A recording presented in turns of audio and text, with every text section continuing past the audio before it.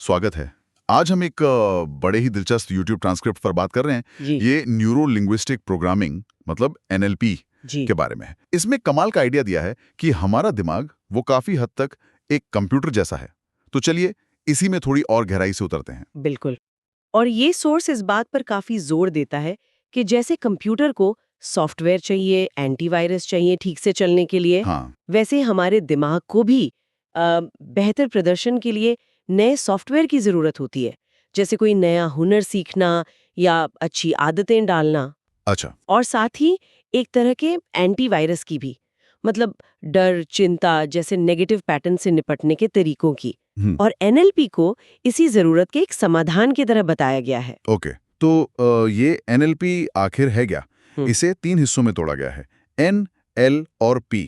हाँ पहले N की बात करते हैं, न्यूरो। इसका मतलब जहां तक मैं समझा हमारे नर्वस सिस्टम से है और हम अपनी इंद्रियों से जानकारी कैसे लेते हैं, देखना, सुनना, महसूस करना, ये सब। बिल्कुल सही। एन यानी न्यूरो, ये हमारे तंत्रिका तंत्र और मानसिक प्रक्रियाओं से जुड़ा है। हम बाहरी दुनिया से जानकारी कैसे लेते हैं और उसे अपने अंदर कैसे प्रोसेस करते हैं, कैसे यादें बनाते हैं। ठीक है।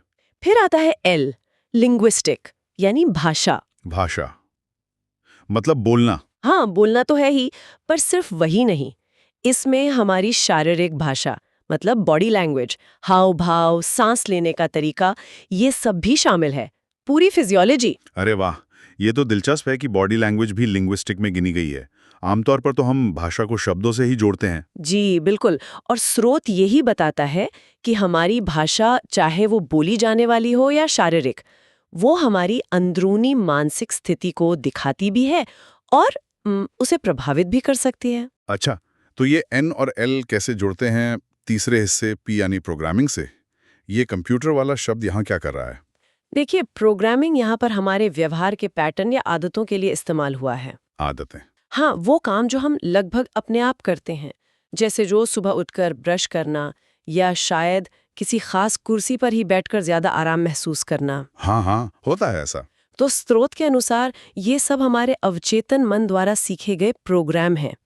और मजे की बात यह है कि भाषा एल का इस्तेमाल करके हम अपने सोचने के तरीके एन को बदल सकते हैं और उससे हमारे व्यवहार के पैटर्न पी भी बदल सकते हैं। तो मतलब ये प्रोग्राम अच्छे भी हो सकते हैं और बुरे भी? बिल्कुल, स्रोत यही कहता है। नकारात्मक प्रोग्राम जैसे टालामटोल करने की आदत या बेवजह गुस्सा आना या शायद असफलता का डर। हाँ, ये तो बहुत कॉमन है। जी, और ये हमें अपने लक्ष्य तक पहुंचने से रोकते हैं। यहीं पर एनएलपी की भूमिका आती है। ये उन तकनीकों का एक सेट है जो इन अनचाहे प्रोग्राम्स को पहचानने और उन्हें बदलने में मदद कर सकती हैं। ये विचारधारा आई कहाँ से? इसका ओरिजिन क्या है? हाँ, ये भी जानना जरूरी है।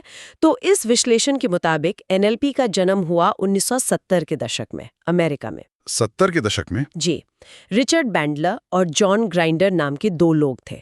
उन्होंने उस समय के कुछ बहुत ही सफल थेरेपिस्ट के काम करने के तरीकों को बहुत बारीकी से स्टडी किया। कौन थे ये थेरेपिस्ट्स? इनमें बड़े नाम शामिल हैं, जैसे वर्जीनिया सैटियर, जी जो फैमिली थेरेपी में माहिर थीं, जी। मिल्टन एरिक्सन, जो हिप्नोथेरेपी के लिए जाने जाते थे, और फ्रिट्ज पर्ल्स, गेस्टॉल थेरेपी के जनक। अच्छा। तो उन्होंने क्या पाया, मतलब इन सब कामयाब लोगों में क्या कॉमन था? उन्होंने ये समझने की कोशिश की कि ये विशेषज्ञ आखिर ऐसा क्या अलग कर रहे थे, कौन सी तकनीकें इस्तेमाल कर रहे थे जिससे लोगों को इतनी जल्दी और प्रभावी ढंग से मदद मिल रही थी। ओके। उन्होंने उनके बात करने के तरीके, भाषा का उपयोग और व्यवहार बदलने की तकनीकों को समझा, उन्हें मॉडल किया और उसी आधार पे एनएलपी को विकसित किया। और आज ये सिर्फ थेरेपी में नहीं, हाँ। बल्कि business, education, sports, personal development, मतलब जीवन के लगभग हर क्षेत्र में इस्तेमाल हो रही है। तो अगर सार में कहें तो NLP का मुख्य उद्देश्य क्या है? सिर्फ नेगेटिव प्रोग्राम बदलना? नहीं, उससे कहीं ज्यादा। मुख्य उद्देश्य है बदलाव लाना। स्रोत इसे ट्रांसफॉर्मेशन या रूपांतरण कहता है। ट्रांसफॉर्मेशन। हाँ, मतलब किसी व्यक्ति को उसकी फंसी हुई या स्टक स्टेट से निकालना, जहां वो महसूस करता है कि वो आगे नहीं बढ़ पा रहा, राइट। उसे वहां से निकालकर बेहतर प्रदर्शन करने और जो वो चाहता है वो परिणाम हासिल करने में मदद करना। स्रोत में एक लाइन थी, एनएलपी वो है जो काम करता है, मतलब एनएलपी इज व्हाट वर्क्स। ये सुनने में बड़ा प्रैक्टिकल लगता है। जी, ये एनएलपी के दर्शन का एक अहम हिस्सा है। मतलब ये किसी एक कठोर सिद्धांत से बंधा हुआ नहीं है। ये उन तकनीकों और तरीकों पर फोकस करता है जो किसी व्यक्ति के लिए उसके अपने लक्ष्य तक पहुंचने में वाकई काम करें। तो ये व्यक्ति पर निर्भर करता है। हाँ, ये व्यक्ति के अपने व्यक्तिपरक अनुभव, मतलब उसके सब्जेक्टिव एक्सपीरियंस को समझने और उसमें सकारात्मक बदलाव लाने का अध्ययन है। और ये किसके लिए फायदेमंद हो सकता है? कौन इस्तेमाल कर सकता है इसे? सामग्री तो कहती है कि इसका दायरा बहुत बड़ा है। छात्र अपनी पढ़ाई को बेहतर बनाने के लिए, माता-पिता बच्चों की परवरिश के लिए, व्यवसायी अपने लक्ष्य साधने के लिए, पेशेवर अपना प्रदर्शन सुधारने के लिए, अच्छा। या फिर कोई भी व्यक्ति जो किसी तरह की भावनात्मक, मानसिक या शारीरिक चुनौती का सामना कर रहा है या बस अपने जीवन को और बेहतर बनाना चाहता है, उन सब के लिए ये उपयोगी हो सकता है। तो संक्षेप में कहें तो ये स्रोत बताता है कि एनएलपी हमारे दिमाग के सॉफ्टवेयर को समझने और उसे अपग्रेड करने का एक शक्तिशाली तरीका है। हाँ, कह सकते हैं। ताकि हम अपने विचारों, अपनी भाषा और अपने व्यवहार के पैटर्न को बदलकर बेहतर नतीजे पा सकें। बिल्कुल।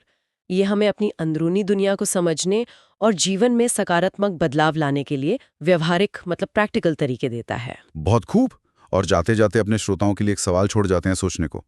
हमारे अपने रोजमर्रा के जीवन में ऐसे कौन से स्वचालित प्रोग्राम या आदतें चल रही हैं जिन्हें हम शायद पहचानना चाहें और बदलना चाहें, ताकि हम अपने लक्ष्यों के और करीब पहुंच सकें?